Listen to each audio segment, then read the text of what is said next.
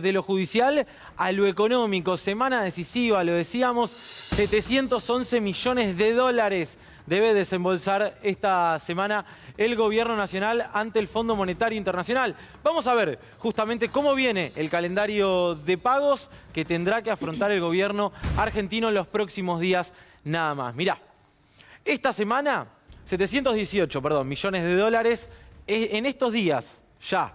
La semana que viene 368 millones de dólares. ¿Sí? Ya tenés más de 1.000 millones de dólares. Y en marzo, 2.820 millones de dólares. Casi 4.000 millones de dólares que la Argentina tiene que afrontar en pagos al Fondo Monetario Internacional solo en el primer trimestre del año. Tan solo en el primer trimestre del año, 4.000 millones de dólares, casi. Bueno, ¿estamos en condiciones de hacerlo, no? ¿Estamos en condiciones de llegar a un acuerdo que le permita a Argentina por lo menos zafar del pago de 2.820 millones de dólares? Hoy el presidente Alberto Fernández, en un acto en Morón por el regreso a la presencialidad de los chicos y chicas en las escuelas, se refirió a las condiciones en las que se está negociando el acuerdo con el Fondo Monetario Internacional y dejó un mensaje muy claro respecto a las posibilidades argentinas de aceptar lo que el fondo propone. Mirá. Y nosotros no podemos repetir historias. En este caso, en materia de derechos humanos, tampoco podemos repetir historias en materias económicas. Por eso, nuestra pelea, por más que algunos se disgusten contra el Fondo Monetario, con el Fondo Monetario Internacional, donde firmemente decimos que queremos tener derecho a crecer según nosotros creemos cómo debemos crecer. Tener memoria, simplemente tener memoria. Y recordar, en ese caso, que cuando los ajustes llegaron, nuestro pueblo padeció. Y solo recuerden el 2001, lo que significó para la Argentina. Y recuerden que el ajuste más cercano que el fondo le pidió a la Argentina hizo desaparecer el Ministerio de Salud, el Ministerio de Trabajo, el Ministerio de Ciencia y Tecnología. Hizo perder 3 baluartes centrales para el desarrollo de un Estado y de una sociedad. Bueno, ahí lo escuchábamos al presidente Alberto Fernández y uno no deja de preguntarse, 2 años después, ¿en qué situación estamos? ¿Estamos más cerca? ¿Estamos igual que en el punto de partida? ¿Estamos más lejos todavía respecto al Fondo Monetario Internacional? Bueno, ¿cuál es el rol del ministro de Economía, Martín Guzmán, en esto? Me voy ya mismo a charlarlo con quien sabe en materia económica de la mesa, el señor David Cufré. David, buenas noches, ¿cómo estás? Buenas noches, Juan. Bueno, la verdad que no tenemos acuerdo, ¿no? Y es algo que se viene anunciando desde hace más de un año. Se decía que en marzo del 2021 iba a estar el acuerdo, no ocurrió, después se dijo octubre, no ocurrió, después cuando fueron las elecciones de medio término, Alberto Fernández dijo, bueno, en la primera semana de diciembre va el proyecto plurianual con el acuerdo que hayamos alcanzado con el fondo y no ocurrió. Entonces, algo de la estrategia no funcionó.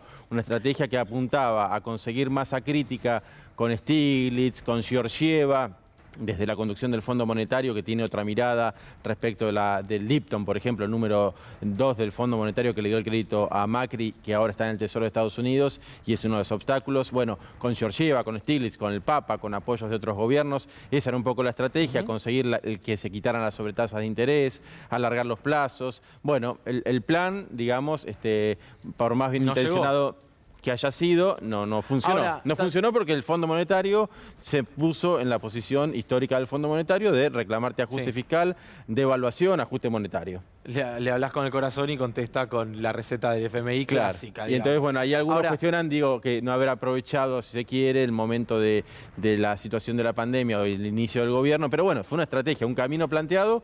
El camino planteado a 2 años no se llegó al objetivo buscado, ¿no? Ahora, corregime si me equivoco, David. En el presupuesto, que finalmente fue rechazado por parte de la oposición, el ministro no había incluido los pagos al Fondo Monetario Internacional esperando llegar a un acuerdo, digamos. Daba la impresión allí, cuando se discutía el presupuesto, y Guzmán decidía no incluir los pagos que tiene que afrontar este año en la Argentina con el fondo, que el acuerdo estaba cerca.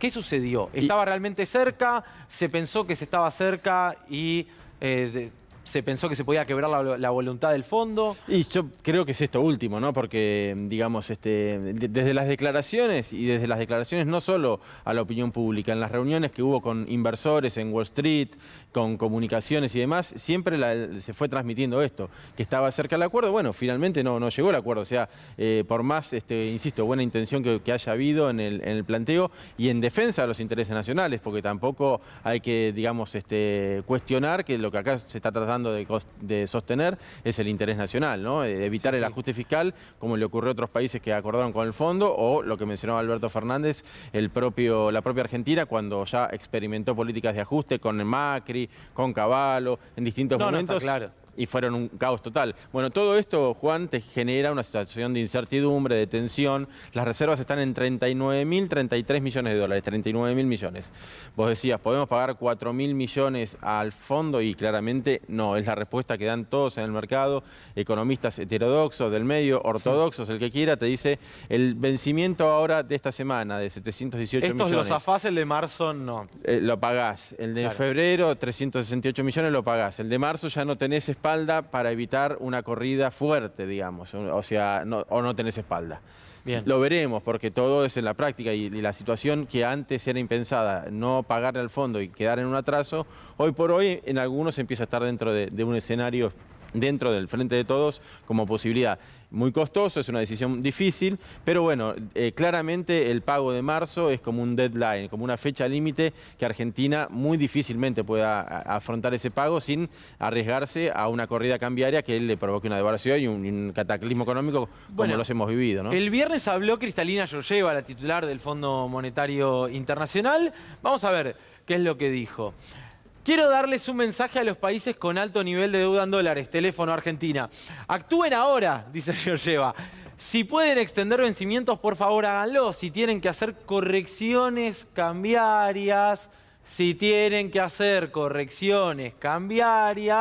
ahora es el momento. Traduce, David Cufré. Y bueno, sí, es lo que está planteando el fondo en un documento incluso que se publicó hace 2 semanas en el blog del FMI.